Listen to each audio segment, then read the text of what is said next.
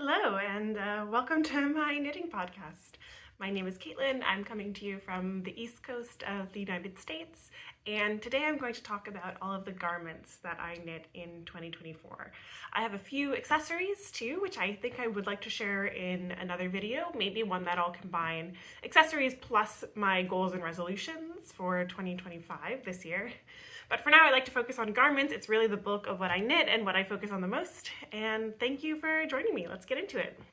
I can start with what I'm wearing, which is actually something that I knit in 2023, so not otherwise applicable to this video, but this is the Storm sweater by PetiteKnit. I knit it in Cascade BFL, which I wonder is potentially a yarn that they are discontinuing because I've seen it on pretty deep sale recently.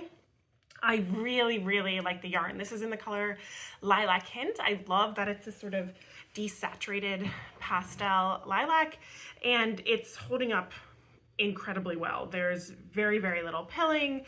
I think that the yarn showed the texture of the sweater really well, and I also love the pattern. It really stands out. I get a lot of compliments on it. I think the fit is great. It's the perfect sort of oversized fall winter sweater, and I consider this a really successful project. I really like everything about it. I found the pattern really easy to use and to read, and I really love the finished object too. So speaking of finished objects, why don't we go ahead and I think in rough chronological order, I'll talk about what I knit last year. So the very first sweater that I finished was the Karl Johan sweater by Pernille Larsen, who is the designer behind Knitting for Olive. And I have mixed feelings about this sweater. There are things I absolutely love about it, and then there's one big thing that I would change if I ever knit it again. And what I love the most about this sweater is the fit. I think, first of all, the pattern was really enjoyable to knit. It's got a little bit of a different construction. It's got this, it's got a sort of contiguous shoulder. So first of all, it was just nice to knit. I really enjoyed having a little bit of a different process, but also the fit of the sweater is just beautiful. It looks really lovely. I love a turtleneck. I love the way it looks on my shoulders. I think I chose the right size. And so I really love the sort of silhouette of the sweater. It's also got these kind of balloon sleeves that you can see, and I really like that with the long ribbing. I think it's beautiful. The one mistake that I think I did make on this sweater, and this is a theme that might come up again in this video, is the yarn choice. So this was one I was this was a period last year when I was experimenting a little bit with thinking about what were economical yarn choices, using some new yarns. Sometimes that worked out. So in my Storm sweater, this Cascade BFL was, I think it was like $14 for 100 grams. Absolutely beautiful color. It's 100% blue face Leicester. So it's all a single braid yarn, and it is wearing incredibly well. So that really worked out. But this one did not so much. So this is a combination, the fabric here is a combination of, the base strand is Cascade 220 fingering in the navy blue color, and then I held it with Isager Alpaca 1, also in their navy blue color, which I think they may call Midnight. But I could be wrong. I'll look that up. I have my Ravelry up to date with all of my yarns and colors and amounts. So I think also part of what I wanted for this project is I wanted to try out that lace weight alpaca and fingering weight combination as a substitute for fingering weight and mohair. I actually really like wearing mohair for the most part. I like its durability. I like how well it wears. I think it's beautiful. But I was just trying to figure out, is this a yarn combination? Is this a fabric that is going to work for me? And I think, we also may get into this later, I think that the Isager Alpaca 1 is not at fault here, but we will see. Essentially, my issue that I have with this sweater is that the fabric pills a lot. So it feels really beautiful. I remember when I finished it, I was really happy with the fabric. It's really soft. It's still got a little bit of a rustic hand, but it really is soft, lovely, warm. It has a beautiful drape to it. I really was really happy with it. And the problem is it just has started to pill in a way that you may not be able to see this, we'll see.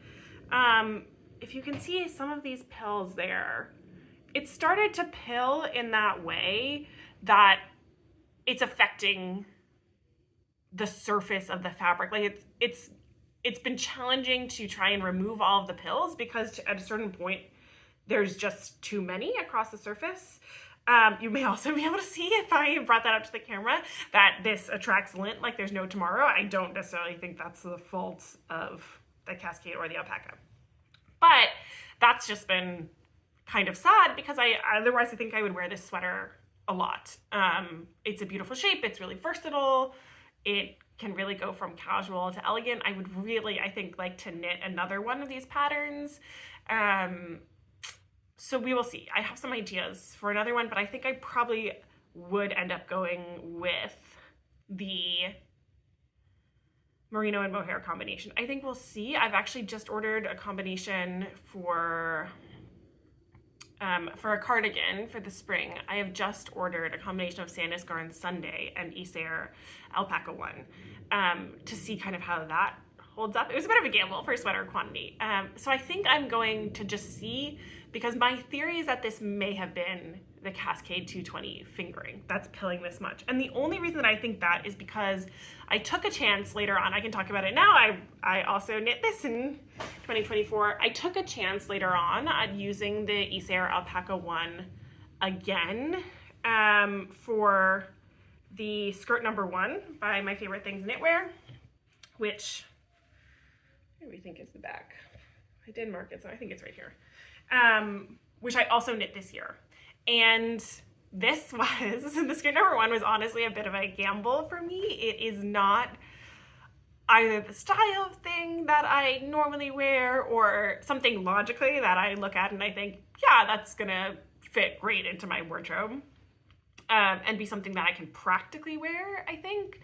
But there were a couple of things that attracted me to it. One, I just thought it looked amazing. Like the shape of it and the finishings looked really lovely in the pictures, and that kind of tilted me more towards trying it out. And the other was, again, sensing a theme, I really wanted to try the yarn combination. So this is made in the Isager Aran Tweed, held with Isager Alpaca 1. So the combination recommends either mohair or the alpaca. And I decided to try out the Alpaca, again, mainly for reasons of affordability. The Aran Tweed for an Isager yarn is surprisingly affordable, and this skirt doesn't use much. It's a mini skirt. And so I just really wanted to go for it. And I wanted to make something, as many people have been recently, I wanted to make something in this sort of charcoal gray rainbow confetti tweed. I just really loved the look of it. And going back to what I was saying about the Karl Johan sweater, I've had no problems with pilling with this. And that's actually really impressive because it's a skirt, right? So you're sitting down in it. It's getting more friction than most sweaters probably would. And the fabric looks fantastic. That's actually also part of why I ended up going with the Isager Aran Tweed plus Alpaca for this one, because I was doing a little bit of reconnaissance on My Favorite Things Knitwear's Instagram and going through the hashtag for the skirt and things like that. And I saw a lot of really positive comments about how the Aran Tweed was wearing. This might be a bit of a spoiler if I do end up doing that knitting resolutions video, but really I think top of mind for me, among some other things with yarn choice going forward, is going to be something that it's okay if it pills a little bit, but I need to be able to make it look nice again. And I have a couple of projects from this year that I tried out some yarns that I was really interested in, and that's awesome.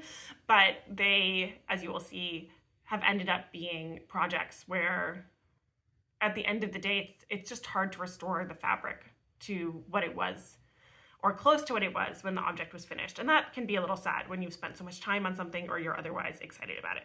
So skirt number 1, this was a success. I actually lengthened it a little bit, which you can see if you go on my Ravelry. I had, I believe, 300 grams of the Aran Tweed, and I just wanted to use them all up.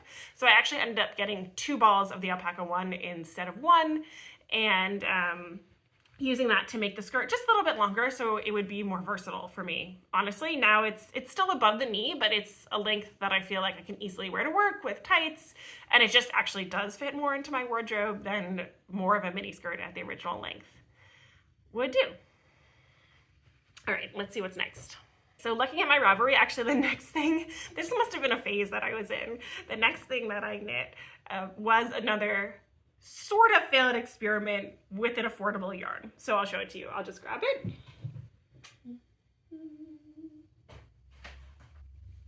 Okay, so this is my Esther jacket by PetiteKnit, and I knitted it in Gepard Garn Woolia in the color Salvia.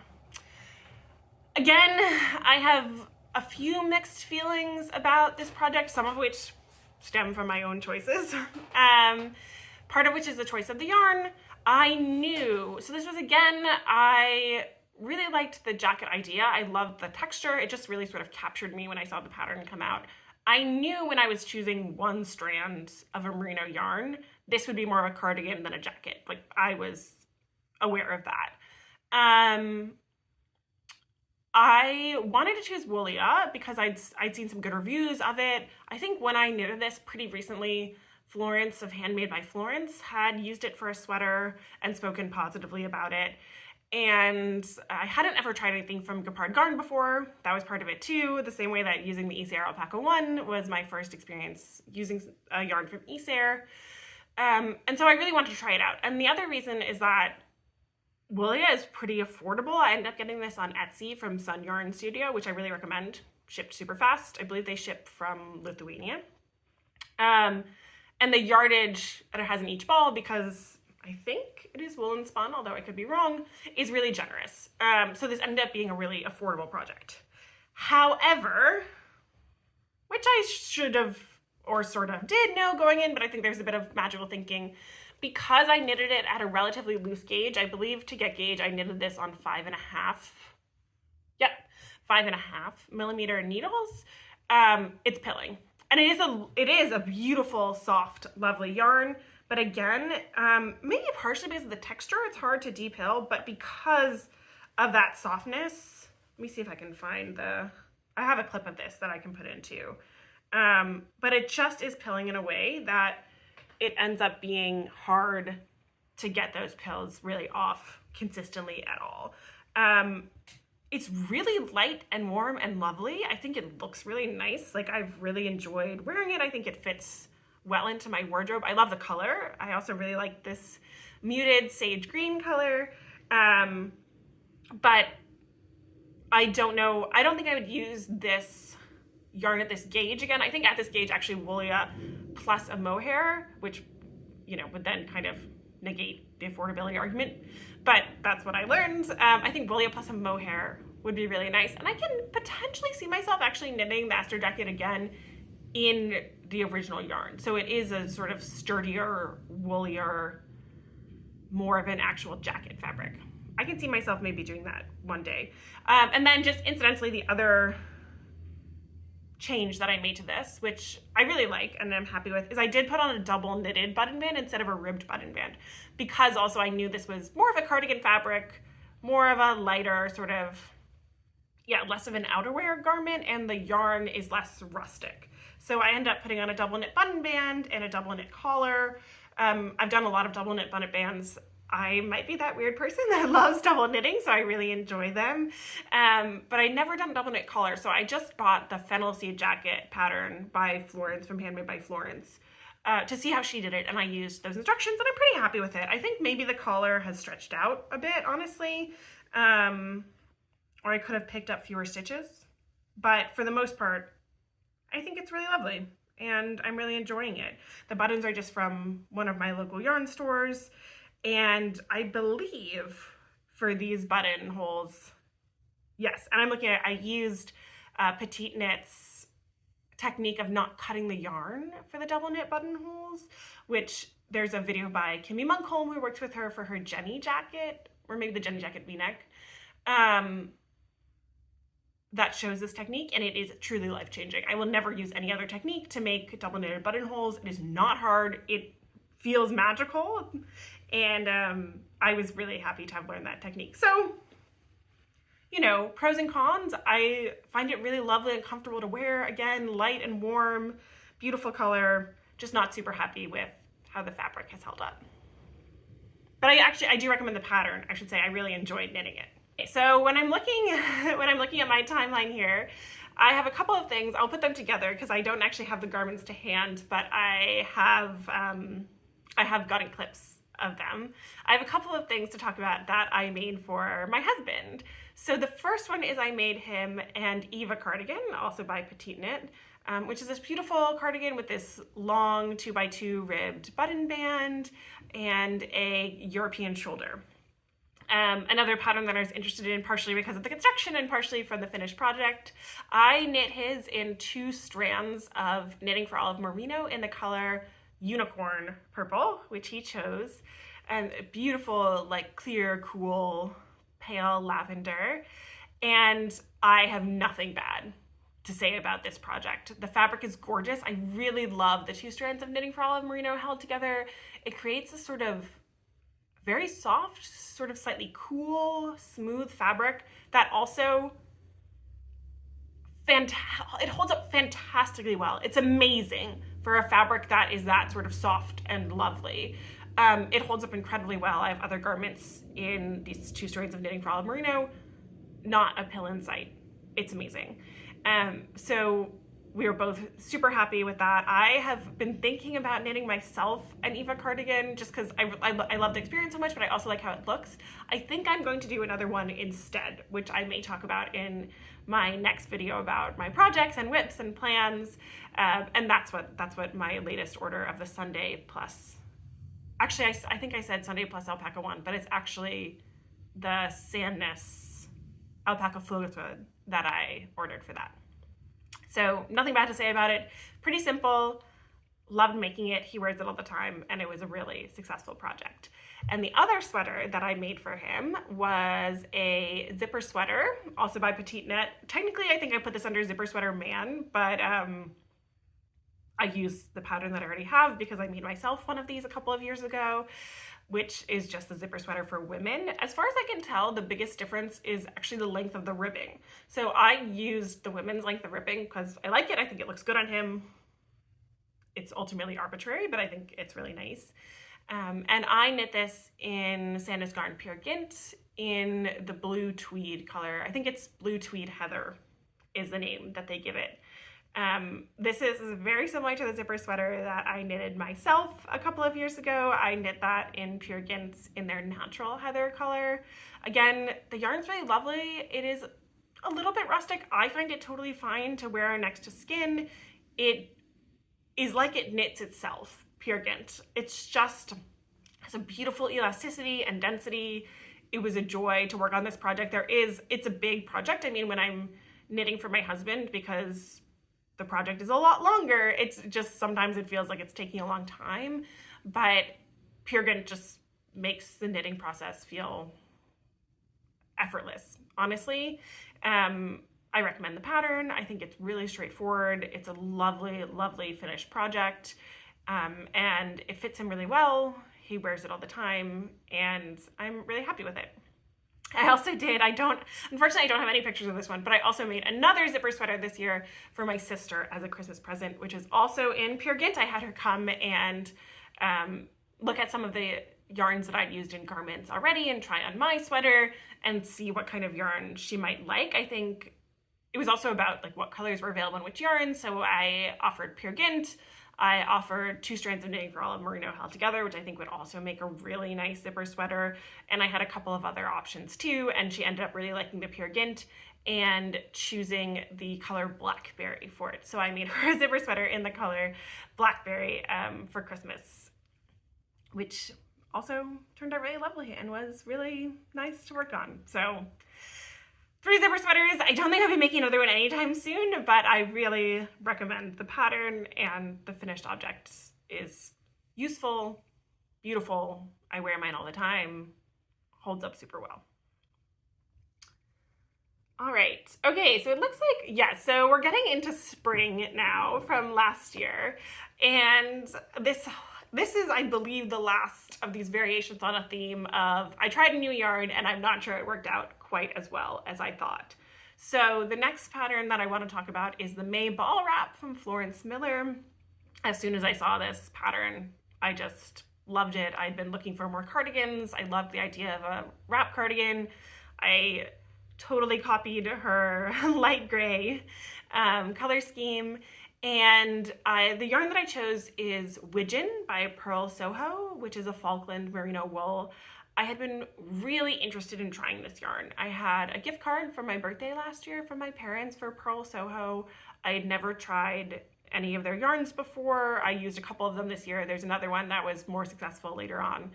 And a couple of years ago, I think, I had felt some Falklands merino at Brooklyn Tweed.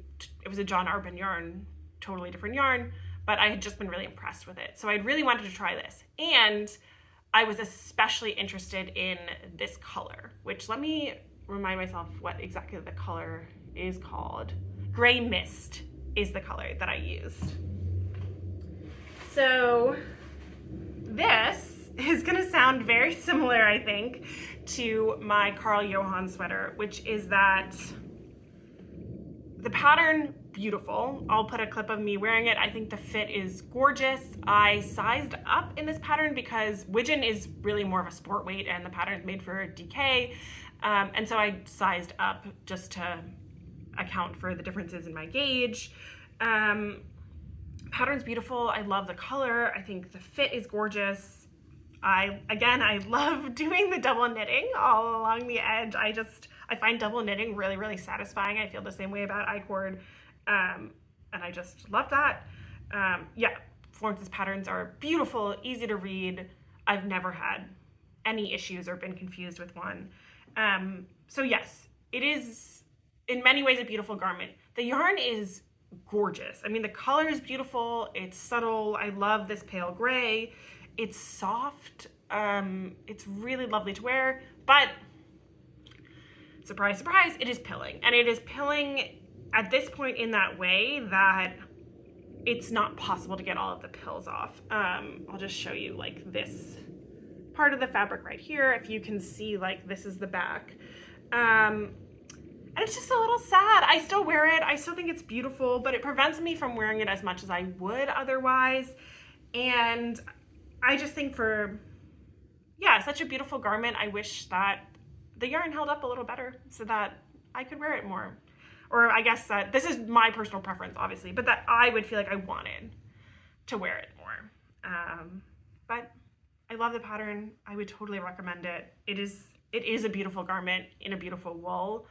And I'm really glad I tried it. I'm glad that I had the opportunity to try Wigeon.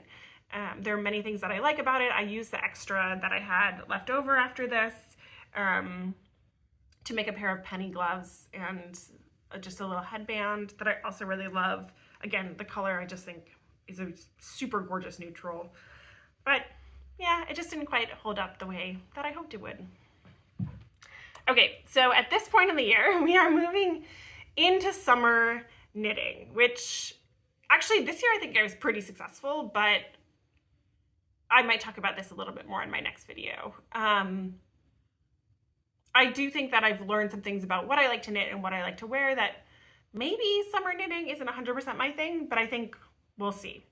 So the first thing that I knit last summer was the Camisole number 7 by My Favorite Things Knitwear. I made this in Knitting for Olive Pure Silk in the color Coal, so just their black color. I made a couple of changes to this pattern, so a lot of them based on some of the feedback that I saw on Ravelry. First of all, I shortened the straps. So on the back straps, I just did not do, there's some straight knitting before the increases to increase this triangle on the back straps, and I just didn't do any of the straight knitting. I went straight into the increases. And then I took out the same number of rows on the front straps, so both the front and the back straps were shorter. I also, because Knitting for Olive Pure Silk does stretch a bit, and I was worried about the length of the straps anyway, given all the feedback on Ravelry, I also, instead of doing a provisional cast on for the straps, which is what the pattern asks you to do, I cast on normally and then I picked up stitches. So that way there was actually a little seam there, and I was hoping it would be a bit more stable, which I actually do think has worked. The straps have not stretched out, they're a nice length. And then the other big modification that I made was I just didn't do the decorative increase details on the front. I was a little worried. So I had bought this yarn, the Knitting for All of Pure Silk in Kohl. I had bought it originally to make a Tonight top by Lily Kate France, which I did make, another yarn, which I was inspired by Naomi from Miss Boss Tricot, which is another podcast that I love. And when I swatched for that, first of all, it's on 3.25 millimeter needles, like slightly bigger needles. But when I swatched for it, especially in the stockinette, the fabric was just too open. And I think part of that is actually because of the color, because I am very pale and the yarn is very dark. And so it was just very obvious. Like when the swatch was against my skin, it was just like you could see little bits of my skin peeking through between the stitches, and I just didn't really want that.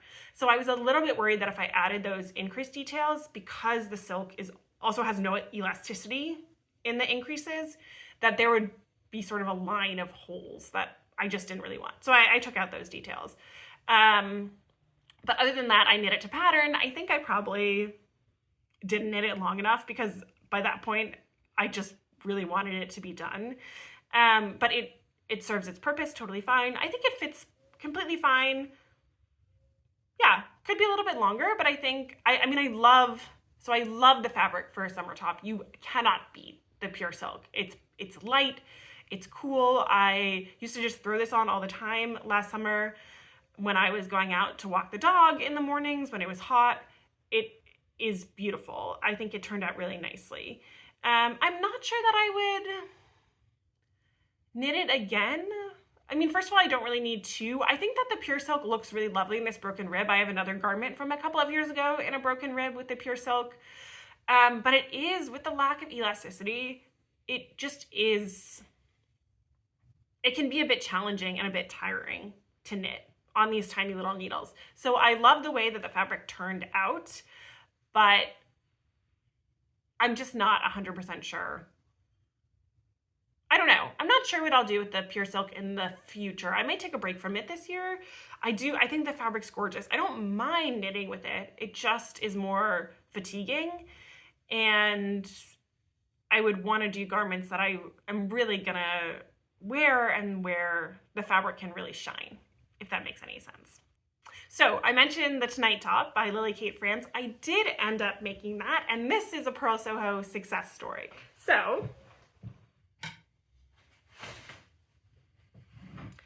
I knit this. I still really wanted to knit this pattern because it is just an absolutely beautiful pattern, beautiful garment.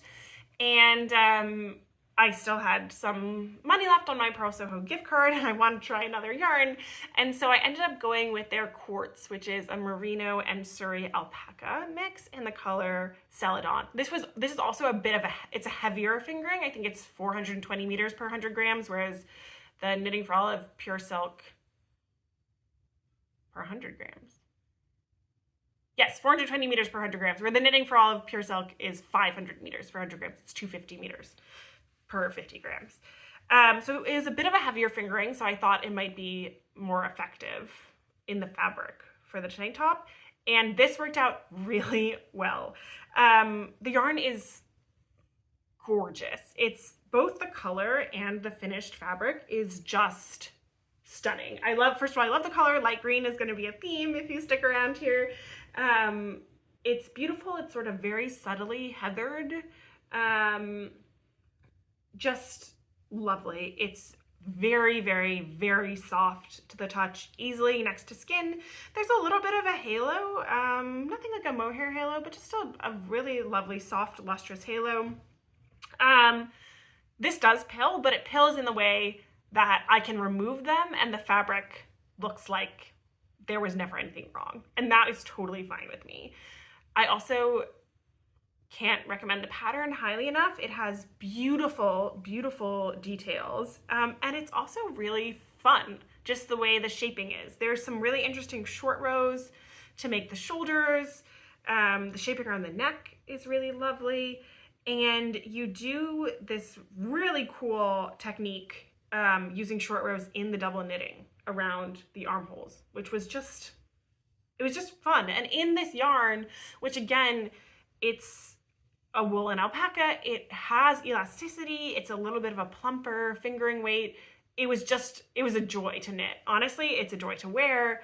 I love this garment. I would knit another tonight top.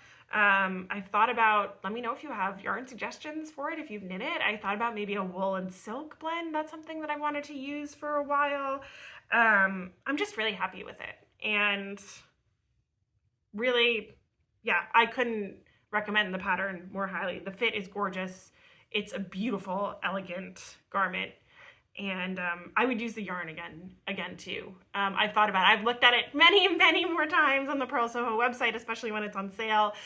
There's a light blue that I might use, but I'm not quite sure which garment yet. So I think I'm gonna hold off on getting anything until I really know what I want to use it for. But just holding it again, I'm like, oh, I would love to use this yarn again. And then the other summer top that I made, which I think was also a success, but I made some significant changes, or one significant change, I should say, was the mixed rib cami by Florence Miller. So this is my mixed rib cami, which looking at, you may notice, lacks a mixed rib. It's just a wide rib at this point. But this was actually a similar decision that I made to the modification to my Camisole number 7, which was that I swatched the pattern. I swatched the twisted rib pattern. Beautiful. I mean, it's really a lovely finished fabric texture. But I just knew that I would not, the way at least it was coming out for me, and I see this in some of the projects on Ravelry too, I would have had to wear something underneath it. There was the purl columns in the twisted rib, because there isn't an elasticity in that twisted stitch. The purl columns were just too open.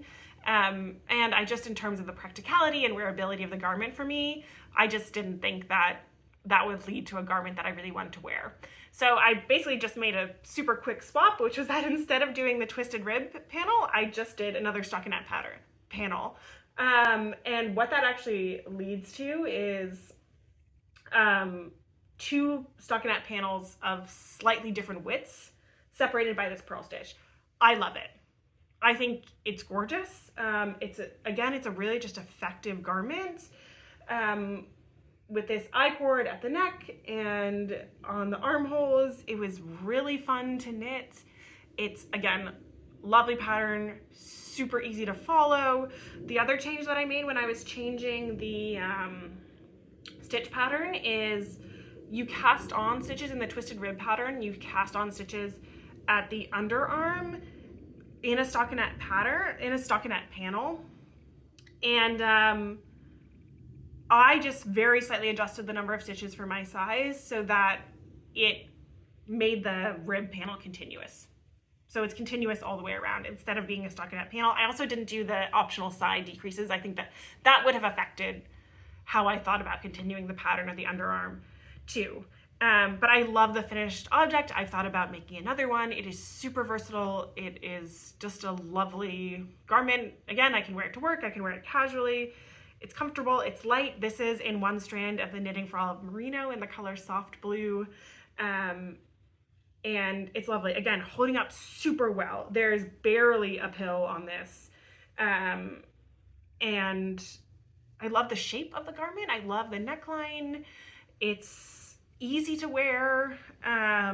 It goes with so many different things. Looks great under a cardigan, tucked into high-waisted pants or a skirt, and I love it. So I would definitely recommend it, and I would definitely make another one, and maybe I will this summer. So another garment that I made at the end of last summer, which is not a summer garment in any way, shape, or form, is this. I'm really on a tangent of Florence Miller patterns, but I recommend them all. Is this step-by-step sweater by Florence Miller. So this was a bit of an impulse in many ways, but this really all stemmed from the yarn. So we were in Copenhagen last June, which is a place that we used to live and still very much love.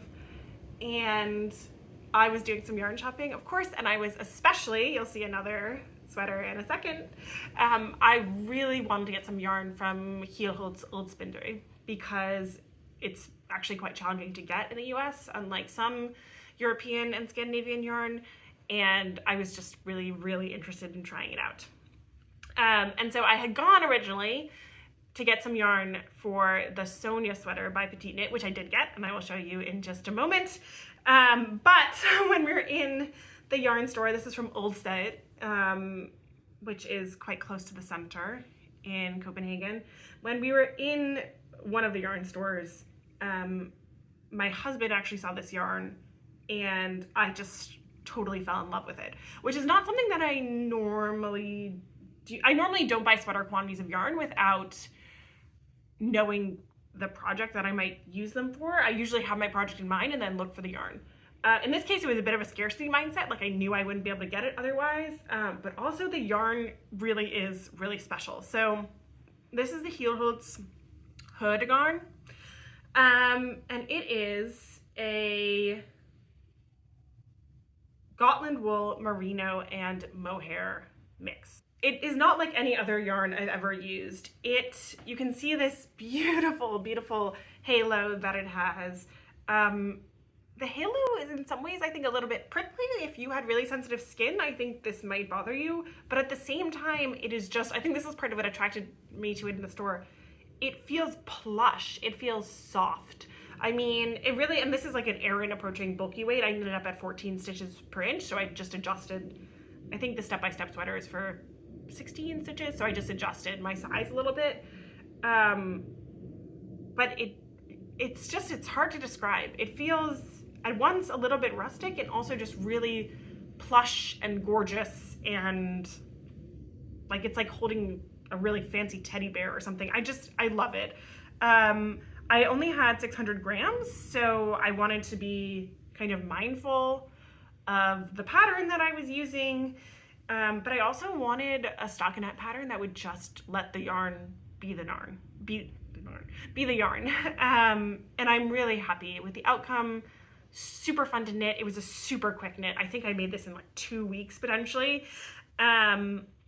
I did the short rows that are optional in the pattern. Again, I adjusted the size a bit to account for my gauge. And then the only other change that I made, I think I adjusted the decreases in the arms a bit, but not in any significant way. And then I put in a split hem, which I really love, actually. I think it looks really nice in this yarn. I made the back a little bit longer than the front, and I have them very slightly overlapping, just by 1 stitch and a slip stitch at the edge to make the edge really neat. And I love it. It's been perfect for this winter. It's been a very cold winter here in Massachusetts. I have worn it all the time. I wear it with my skirt number 1 a lot, and it's so easy to throw on. I think it is just a really unique garment, and I am thrilled with it. So that's 1 point for impulse purchases right there. And while we're on the subject of Heelhoed's Old Spinnery, I also got what I was intending to go for and this one I got from Tante Grøn, which is another yarn store in Copenhagen, a sweater quantity of their Håndværksgarn to make the Sonia sweater by PetiteKnit, which is exactly what I did. And I think this is probably a fitting garment to be the last garment of this video, because I have worn this absolutely non-stop since I finished it last year. It has been such a versatile piece for me. I'm so glad to have tried the yarn. I love it. It's one of those yarns, I was talking about how the Pure Gynt feels like it knits itself. It is one of those yarns that was just, every stitch was a pleasure to work with. And I just enjoy the process of knitting it so much.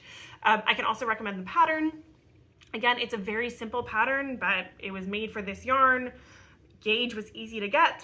And it ended up basically exactly as I hoped it would be. So when I was in Tante Grøn, it was funny because I was asking about the yarn, and the woman at the counter said, "Oh, what are you going to make with it?" And I said, "Oh, I think I'll make this Sonia sweater by PetiteKnit." And she said, "Oh, isn't this the same color? This is Havskum, seafoam."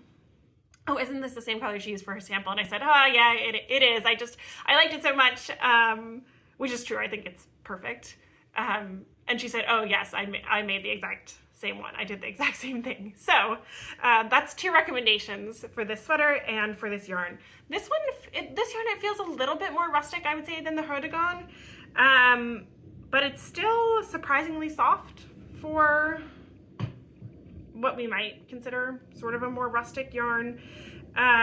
It's just a beautiful garment. I love the heathering. I love the subtlety of the color. I was wavering between this and their ice blue color, which I still might use one day, but I really love it. Again, not a ton to say about the pattern. It's just a very simple drop shoulder, but I really love how it turned out. It is beautifully oversized. Again, super easy to wear. I wear it a lot as sort of a sweatshirt when I'm working from home. It's warm, it's cozy, it is really lovely. Again, you can kind of dress it up or down depending on what your style is. And this yarn, partially because I've worn it so much, I'll see if I can show you, it does pill. Ironically, for someone who just, has complained a lot about yarn pilling, it pills in a way that just doesn't bother me at all. I think partially because of the heathering of the yarn and the halo of it. So you can see it does have pills. They're very easy to remove I have the Gleaner, which I cannot recommend enough. They're super easy to remove, and I don't know, even without removing them, for some reason they don't bother me, and normally, as you have seen, I am bothered. So I think part of it is the texture of the yarn, and part of it is the texture of the color. It just doesn't stand out as much. But I love this. I wear it all the time, and I'm super, super happy with it. Okay, we did it. Those are all the garments that I knit in 2024. I have a few accessories that I think I might share in a different video. There's a few interesting things to say about them. And I'd also like to talk a little bit in the next one about some of my goals and resolutions, to use the term from Two Pearls in a Pod, which is another podcast that I just adore, for this year, because I have been thinking quite a bit about it and have some to share. So thank you so much for watching. Really appreciate you being here. If you have questions or comments, please do put them in the comments. And let me know, this might come up in the next video, let me know what your favorite yarn that strikes that balance of durability, usefulness, affordability. Am I asking for too much? Let me know. Let me know if you've got a suggestion. And thank you so much.